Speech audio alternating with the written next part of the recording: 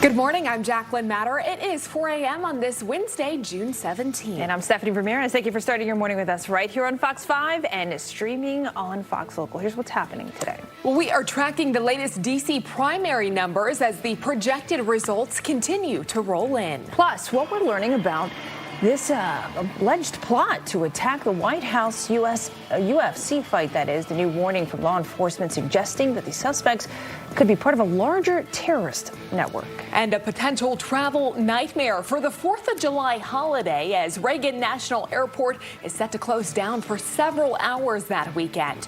Your news at 4 starts right now.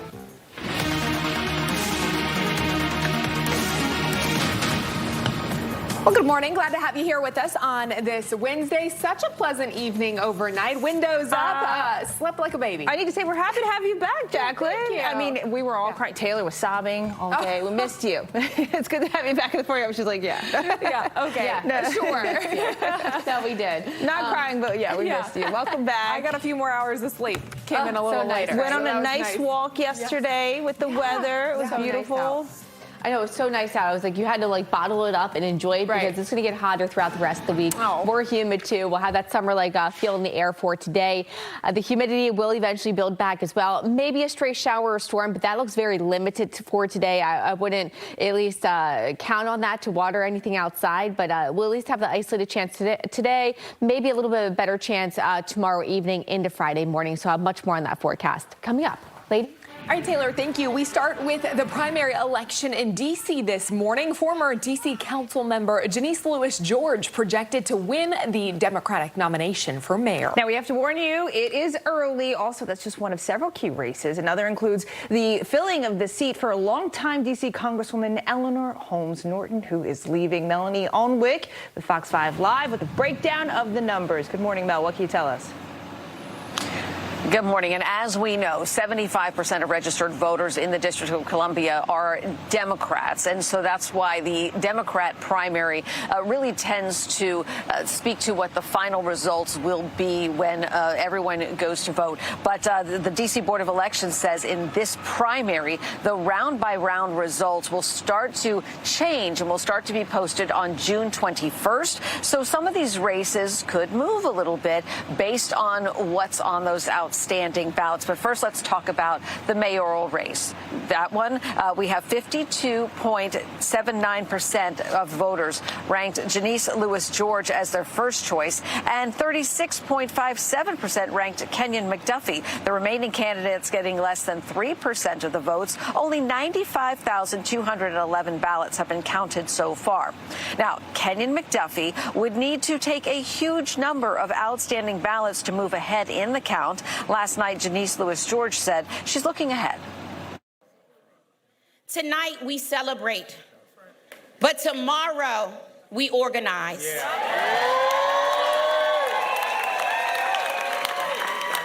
People are tired of hearing what government can't do.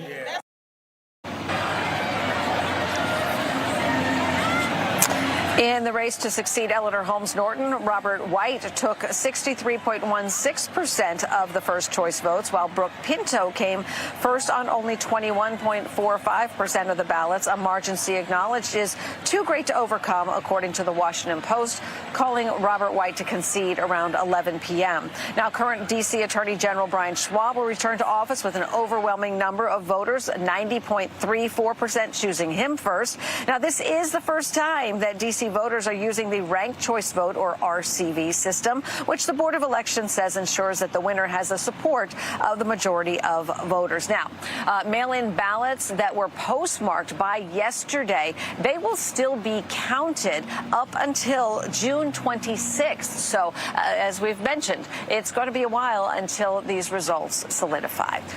We have the complete results also on our website as well, guys. We'll send it back to you. Thank you, Mel. I know you'll be checking on things all morning. We're also going to check in on some top stories. Other ones this morning, a late-night shooting investigation in Montgomery County. Police say a man was shot in the leg on Bethesda Church Road in Damascus. That person rushed to the hospital with serious injuries. No word yet on a suspect or motive. The body of a Montgomery County man and Towson University student has been recovered in the Potomac River. 20-year-old Nasir Bell disappeared disappeared on Sunday while swimming. Friends say that he slipped under the surface of the water after jumping from a spot off of the Billy Goat Trail in Great Falls. Police are still searching for a person or the people behind the fatal shooting of an 18-year-old in Manassas. This happened Monday night in a mobile home community on Parish Lane. A nearby home was struck by gunfire during the shooting. Police saying the shooting does not appear to be random. 4:05 this morning. Let's get our first look out the door for weather and traffic on the 5's Live look out towards the White House. Pretty pleasant as you're stepping out the door this morning, but unfortunately, that weather is going to start making some changes as we party's coming to an end. Yeah. Is that what it is, Taylor? Sounds like it. The heat party's making its way. I'm going to make you a map, like a 7-day, and it'll have my hair levels, so you can see the humidity count throughout the day tomorrow. But yeah, so humidity is going to build back. We'll have that summer feel back in the air starting today with a warm front lifting through. We are going to start out kind of dry, so it still feels pretty refreshing out there. We're on the warmer side of things with temperatures coming in the upper 50s to maybe upper 60s to low 70s. For some of you. So again, warm start. Eventually we'll get even hotter. We'll see the humidity build back. And with that, we'll also have the chance for maybe a stray pop-up shower or storm throughout the daytime. Looks very limited. However, we do have some brief showers impacting areas of southern Maryland right there. So we'll keep a close eye on that. Everyone else is dry for now. I wouldn't be surprised if we get something that rolls through here throughout the course of the day. But it does look like most of today's activity is extremely limited. So most of you do remain dry, mid 70s at 9 a.m. Here comes the heat, though. By noon, we're into the 80s, possibly near 90 degrees with higher humidity by 5 o'clock. We're going to head through the next couple of days, and that heat actually peaks tomorrow. We're into the mid 90s with a better chance for some storms. So I have much more on that forecast coming up. Jacqueline? All right, Taylor, thank you. Let's take a look this morning at our traffic here and the inner and the outer loops over here. All traffic stopped on Oxon Hill on the inner loop and outer loop. All traffic stopped in Alexandria due to the Woodrow Wilson Bridge, the drawbridge there opening at 4 a.m. Opening should last about 15 to 25 minutes. But if you are headed throughout that area, expect some delays as that continues to open and then close in the near future as well. Out on 95 northbound in Garrisonville area this morning, there is a tractor trailer crash right after Virginia 610, causing the right lane and the shoulder to be blocked. You can see people having to kind of go around that a bit, so keep that in mind as the morning commute gets underway. 395 southbound, that ongoing construction between Glebe Road and Little River Turnpike causing the traffic to get by in the left lane only, but not seeing any delays at this hour. Turning now to a Fox 5 News alert. At least one person is dead after a small plane crashed onto a Texas highway. Video shows people trying to smash through a cockpit window to rescue the victims out of that fiery plane last night. All of this happening in Laredo, just south of San Antonio. Police say the plane was carrying 6 passengers. It is not clear if the deceased was among those passengers or a person on the ground. At least 5 officers were taken to the hospital.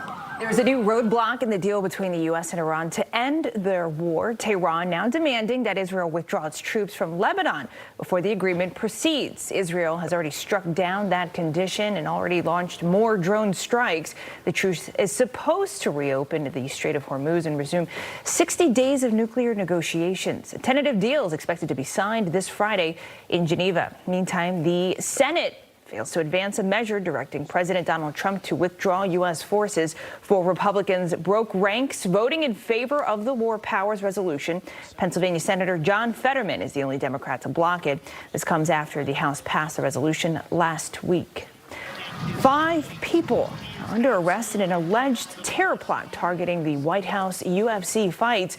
Court records show the plot involved small drones carrying explosives hitting the buildings near the event. There were also plans for a sniper team to take out high-level government officials during those evacuations. Investigators say they became aware of the scheme thanks to a tip from the mother of one of the alleged plotters, 19-year-old Tyson Proper. It was unique due to the numbers involved, the level of planning involved. Just because we're done with Freedom 250 or that particular event doesn't mean we're going to stop. There are still suspects at large, and we're going to work it until everyone's been identified. This was an all-American. Investigators say another 23 suspects may be part of a larger potential network.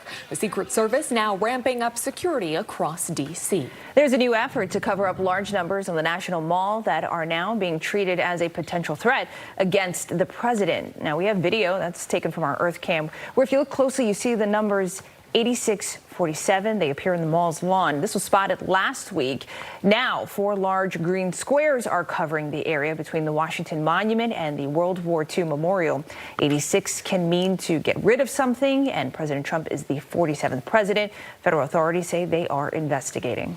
A new Washington Post report revealing President Trump underestimated the cost of constructing the White House ballroom, and taxpayers are now fronting more than half of that cost.